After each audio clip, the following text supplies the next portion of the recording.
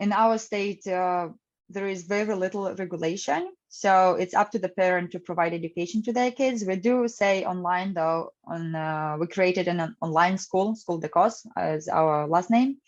So the government knows that we do have 2 kids and these kids are homeschooled. And we are the parents who are responsible for their education. This is done so that if we are on the street somewhere, like going to, I don't know, supermarket, and we have kids with us and kids are supposed to be at school. So some concerned citizen can call the child services, Oh, you know, okay. that's another topic we can talk about it. And which, it's just like, once again, well, we'll come back to it in a second. But then if somebody calls, like, look, I saw this family and their kids are not at school, or I keep seeing this family, the child services can come check and say like, oh, they are homeschooled. And this is up to the parents, they have the right to be. Because, while, and then coming back to that concerned citizen can call and ask, it can be seen like from 2 different viewpoints. One thing is, like, mind your own business. Seriously, lady, like, you don't have like anything better to do than just to call somebody. At the same time, yeah, that was my first idea, mind your own business. But yeah, what is the other perspective? What is the other angle of this question? because there are really different families. There are families, also like in America, like in every other countries, that parents are drug addicts or Oh, alcoholics, and they don't yeah, send their kids to school, and they make them work. And we always think yeah. it's child labor or somewhere in Vietnam or I don't know, Cambodia, but that happens here too.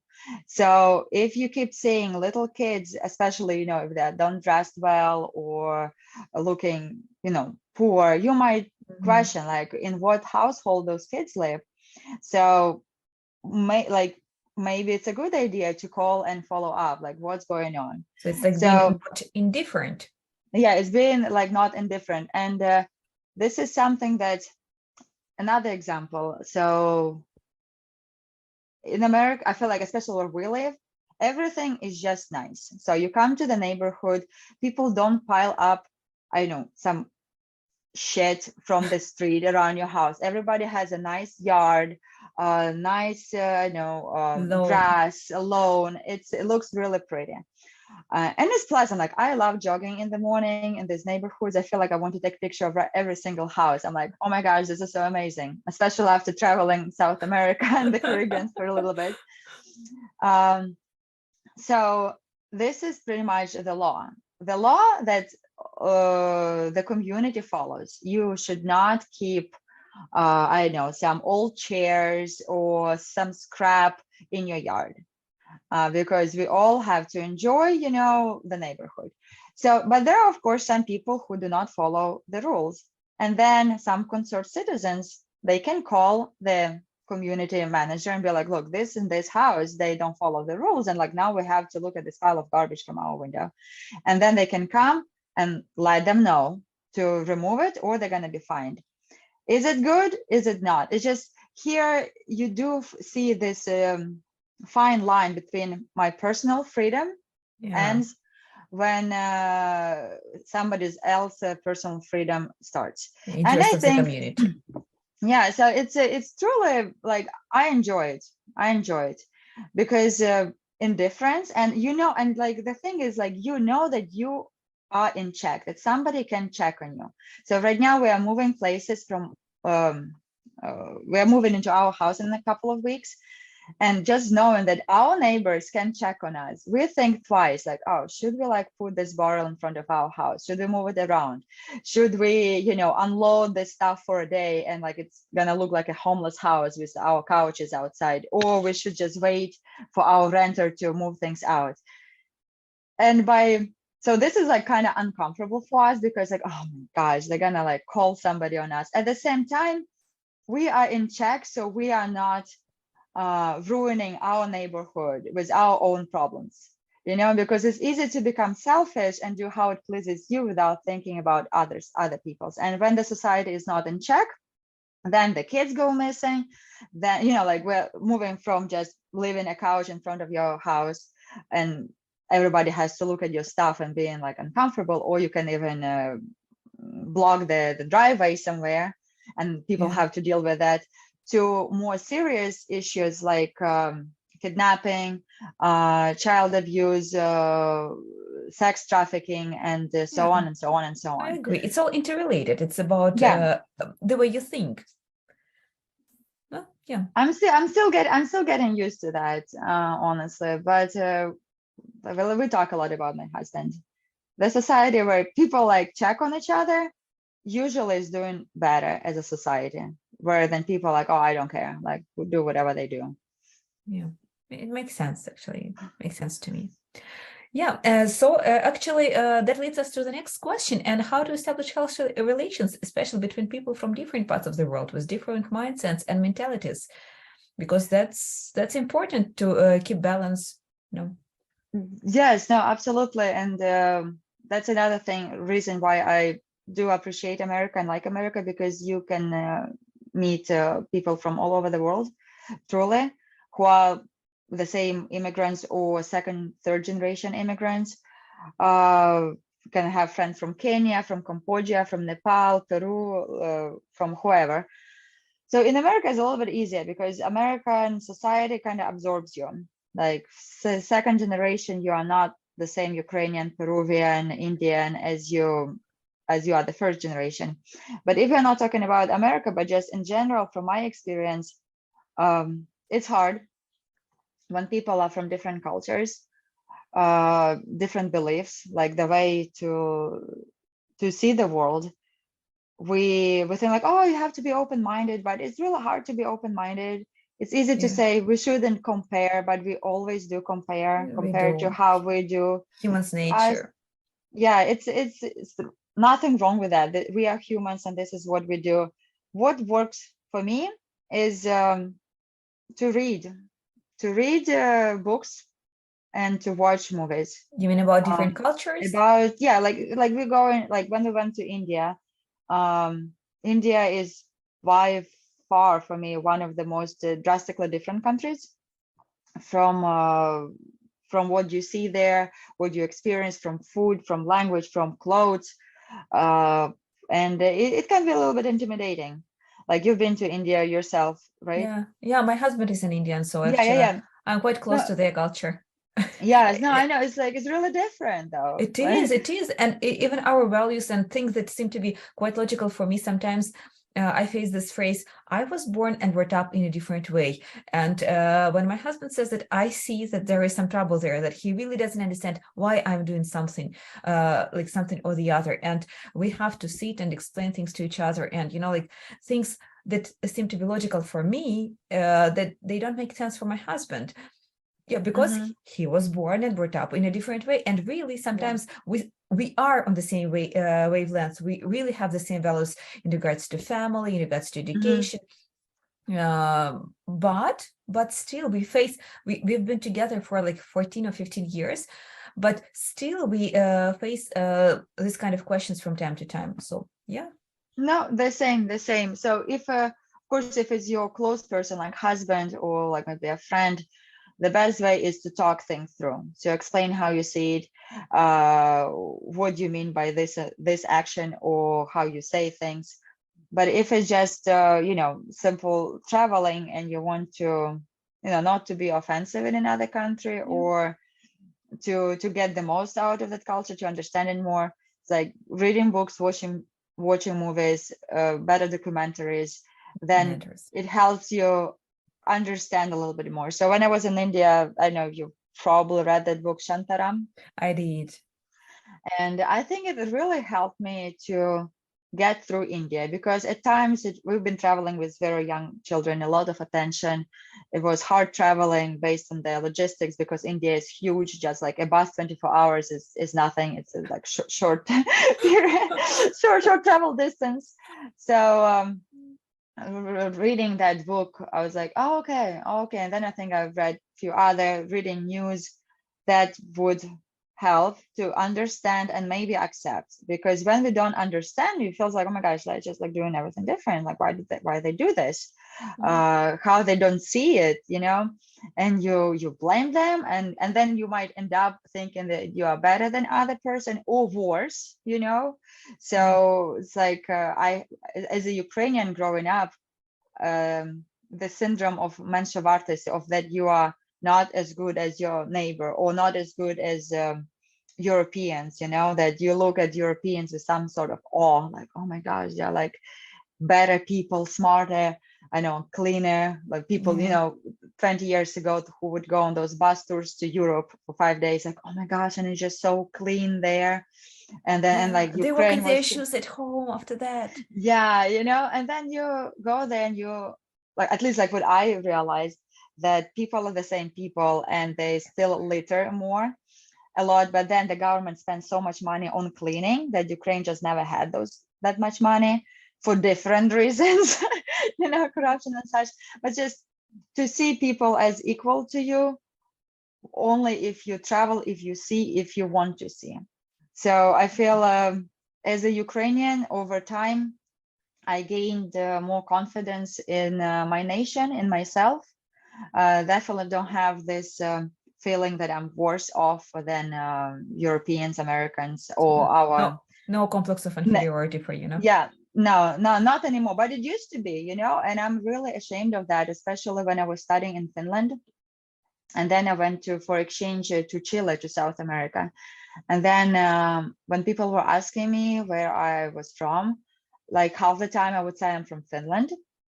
Because first of all, people in Chile wouldn't know where Ukraine is. And then I have to say it's like, like close to Russia, part of Russia, used to be something like that. And then people, still around the world, like it's not, I mean, like to say you are close to Russia, people are like, okay, you're Russian. I never wanted I've that. experienced that, been there. Yeah, but then like I say from Finland, and everybody knows Finland. They're very smart. They are, they're really rich. It's like a wealthy nation. And I was saying that for a while, and then I felt so embarrassed that, wow, like I'm embarrassed to say that I'm Ukrainian, or I don't want to go through the trouble of explaining what my country is. So I never do that again since how many years? It was like 12. But I still remember that. And right now, when I say I'm Ukrainian, not even because of the war, like even before the war, it's just like I'm Ukrainian. And if somebody doesn't know what Ukraine is, oh my gosh, do you have 10 minutes? Because I will tell you all about my country, how awesome we are.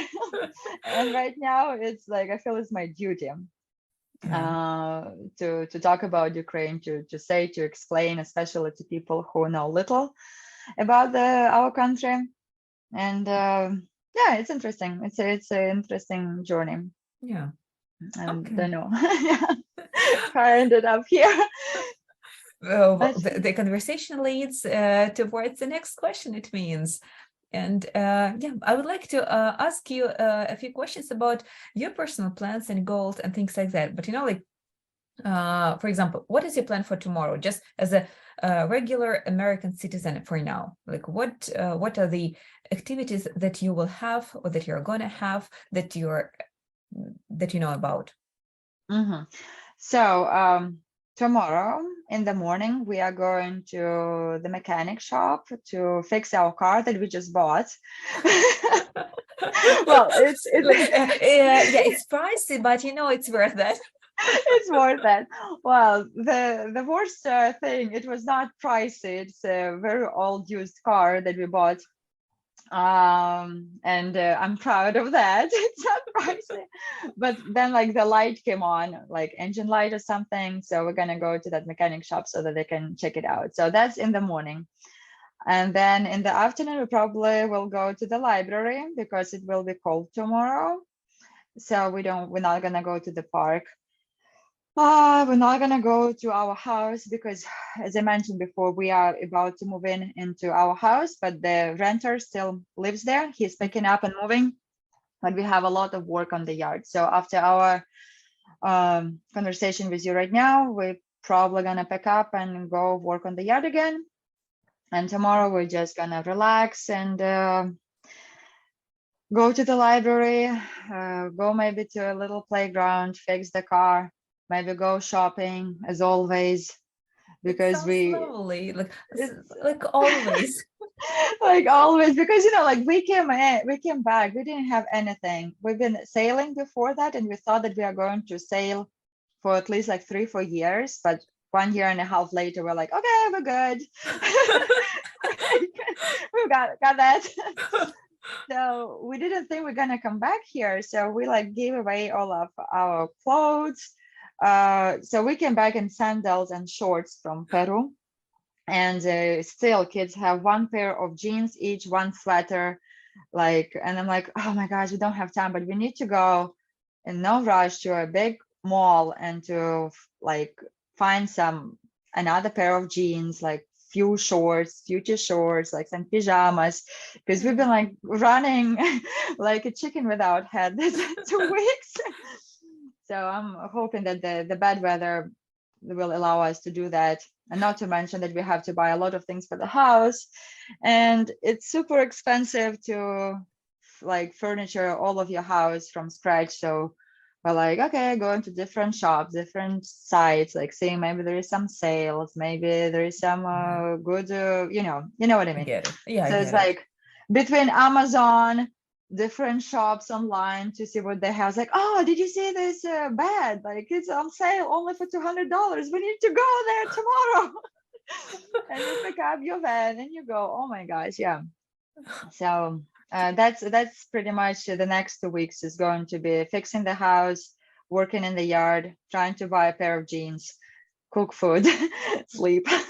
Yeah, that sounds amazing because it sounds exactly the way you wanted it to be. Like, like when things are born in a good way, like they're normal, like. Yes, no, it is normal. And I'm just so excited because we've never lived in our house. We never had a house with my husband. In Finland, we rented an apartment. In Spain, we rented apartments. Then we've traveled. The only thing we had close to our home was our boat, but it's tiny and you Yeah. cannot put a lot of things there. So now just walking in a mall and looking at the lamp, side bed lamp, Yeah. or I'm like, oh my gosh, I can actually start looking, getting excited. Because before that, like, we don't have a house to put it. I'm not gonna even look at it. I forbid myself to get excited about furniture, about bookshelves, about anything, And now I'm like, Dream come we're true. gonna like, I know this is so silly, but we are so happy. We are so excited. Just can't wait. I'm like, okay, I'm gonna go shopping today. Yeah. Okay, that's clear about your plan for tomorrow, for the next week. Let's zoom out a little bit. What's your goal for the next 2 months, 3 months? Oh, so 2, 3 months. Work on the house, fix the house, and we are currently discussing with my husband the future prospects of business that we want to start. It's a little bit harder Than you to expected? than we expected because I cannot work yet, so I need to apply for green card, and then I have to apply for the work permit. And Okay. it takes 6 7 months, sometimes 8 months. It depends on your state. Mhm. So obviously, like America is good in a way that you can really easily make money, Mhm. uh, but you have to be legal. Like you want to be legal, and we have a lot on stake. If they're gonna catch me working even for my own business, like if my husband creates a business and I'm working for him, but I'm on a tourist visa right now, or Yeah. I don't have legal papers, they can kick me out of the country, and that's not what I want. What we as a family need. So we kind of have to like balance and see like what we want to do, how much time we want to put into our business, like how to balance time with the family, because once again, we don't want to be those Americans who just work 80 hours per week and don't see their kids, Never dogs, do. each Yeah. other. So yeah, this is for the next like 3 4 5 months. I hope we're gonna made up our mind what business we want to do, what we want to work, how to make money, because it can be really expensive in America to live if you don't make money from I mean, life not quality, how to say it, to live good enough in America, it costs you money. Yeah. So Well, fair enough. Actually, I believe that works for almost every country. You have you have to put some efforts if you want some good results. And if we speak financially, like the same rule applies. Yeah. I see. Got it. And then let's speak globally. What is your dream? Just in general, for now. For now, my dream for now is to bring my parents over to America. I want to see my family. We this is one of the reasons, this is just between us, and this is a podcast. Like, don't worry, it will take time to be aired, so at least a month, maybe more. Oh, good, because honestly, very few people know. This is the main reason why we came back to America so soon in the middle of winter, when the weather is not really nice, when we have to ask our renter to vacate the house much earlier. So it's like a lot, but we came back to bring my parents to America. There is this program for, it's not for refugee, but my parents can come to America for 2 years. We have to sponsor them. So we just applied 2 weeks ago. Now we are waiting for the approval. If everything works out, then we're going to start working forward for them to come, because they are from Kharkiv. We are from Kharkiv. They left our house a year ago in March, about these days, and they never came back yet. So did we. So you know, it's just they live right now at somebody's else place in what part of Ukraine are they right now? In Chernihiv region. Okay. So it's fairly safe there, but this is not what, you know, what they want, what we want. This is not what they deserve. Like, I want them to be with us, to be safe, for our grandkids to be able to see their parents. So this is my hope, like my biggest dream goal for this year, to bring them over to America at any cost. Even though already, like, everybody is just so worried. What if we're gonna come? What if we don't like it? What if we're not going to like it? And I was like, come on, guys, like, you're just gonna come over, and we're gonna step by step, we're gonna work through this. You're gonna like America because you are going to be with us. But and in like bigger future, like 5-year plan, is to make money enough to retire again in 5 years. So like, we retired 10 years ago. Well, not we, my husband did, because I just like graduated from school, from university. But he had a really good job in America, and working 5 years, he made enough money to have a midlife retirement pretty much. So, and we traveled for 10 years. But that's like, you know, combination of buying the house and renting it, or to invest this money into the stock. So he's my husband, he's really good with money. He's really financially oriented. So we kind of want to do that, to give kids a glimpse into a normal life, you know, to have friends, to enjoy the comfort that living in one place can give you. At the same time, to make money, to save up enough money to, I would love to buy a house in Ukraine, for example, in somewhere in Carpathian. And after the war, would like to do some business that would be how to say it, give me a second, that would help Ukraine to rebuild. So maybe to bring tourism, maybe to do some commerce, but we would love to do something for Ukraine. But for that, you need investments, and America, as of right now, is the best country for us to make money without that much effort. And by that much effort, I mean like documentation wise. You know, you can go to England, Australia, it's just going to be so much harder with papers, legal works and stuff. So that's our big plan. So to enjoy life. For a little bit. So actually, I heard you speaking about helping your parents, helping Ukraine, actually thinking about the future for your kids, give the true choice of choosing between different options of, for example, traveling or living in the house. And this is a huge thing to do. This is a real investment into the life of your kids, into the future of your kids. So I am actually really, really impressed with your personality, with what you are doing, what you're going to do. That was a really great. That was a real pleasure to speak with you. Oh my gosh, thank you so much. It was a pleasure for me to speak with you too. And I so hope we're gonna get to meet each other in real life. Yeah, Carpathian Mountains probably. Yes. Oh my gosh. Yes. Sign me up. But feel free to come over to the Netherlands. For now, we are here till the war is over. So All right. Yes. I would love to. We're gonna keep in touch. Thank you so much for inviting me. I will ask you after you stop recording, more questions about podcast, if you don't mind. definitely not. Yeah. Deal then. So it was nice seeing you here, and see you later. Bye. Bye bye.